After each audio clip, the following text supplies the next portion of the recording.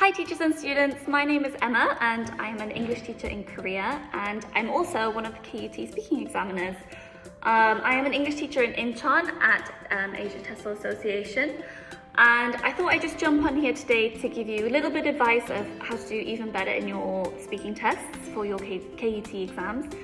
I know some people can struggle with the confidence and emotion part and how to do well in that. It's a little bit less certain than the pronunciation and the fluency, which people generally do very well in. So I thought today I'd just help you a little bit about how to score higher with the confidence and emotion. I do know that some people kind of don't really know the difference between how to get more marks in confidence compared to how to get more marks in emotion. How I see confidence and emotion is that confidence is more with body language and more with facial expression, smiling, using your arms, using your hands, that kind of thing, looking at the camera more. That's definitely a confidence thing. So if people are using their body a lot, if students are using their facial expressions a lot, they will get high confidence marks. However, with the emotion, emotion is more with the voice.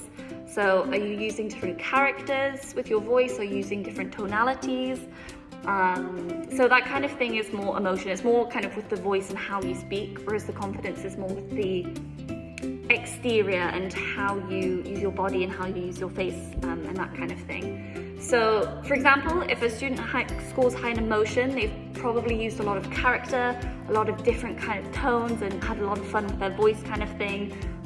If some stories have different voices, different characters, and they've changed their voice for that, then they will score high in emotion.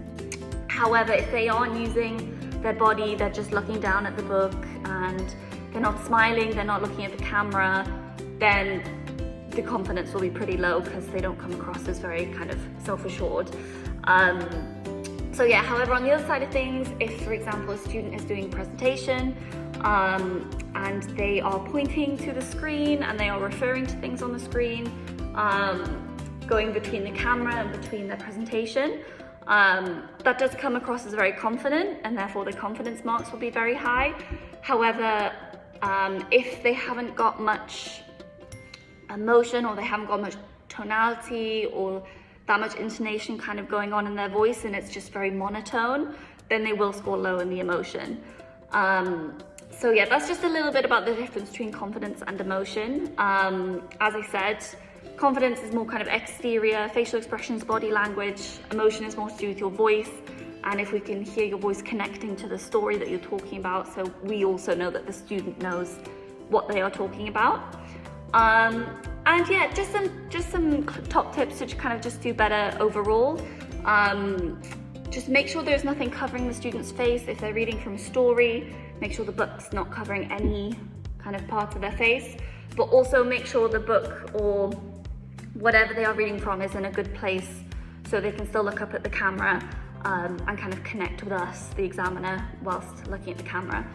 And an introduction does say a lot about the students. Also for confidence, an introduction tells us a lot for what we can anticipate we're going to see throughout the video. If the student introduces themselves, my name is blah blah blah, looking at the camera, looking happy, we can instantly give them a high confidence mark. Even if their reading can be a little bit jolted, not so fluent, if they come across confident in their introduction, that's kind of instant high marks for their confidence. So yeah, so definitely include an introduction. Make sure it's a strong introduction because that gives us just a good impression from the get-go. And yeah, smiling, looking at the camera, as I said, also very important in the introduction and throughout the presentation or the storytelling. It would just instantly bump those marks up a little bit more. And lastly, just some technical tips mainly for teachers before even kind of videoing the exam. A microphone is very beneficial, so if you do have a microphone, it's very good for us because we can hear the pronunciation and the intonation just that little bit better. But also make sure there's not too much background noise. If there's a lot of background noise going on, it is very difficult for us to fully kind of hear the pronunciation and the fluency and the kind of how they are speaking and stuff. So yeah, that's just some kind of technical tips for teachers as well. But yeah, I hope that clarifies, helps to clarify a little bit more about the confidence and emotion differences and how to kind of score a little bit higher in that. And yes, all the best in your next exams.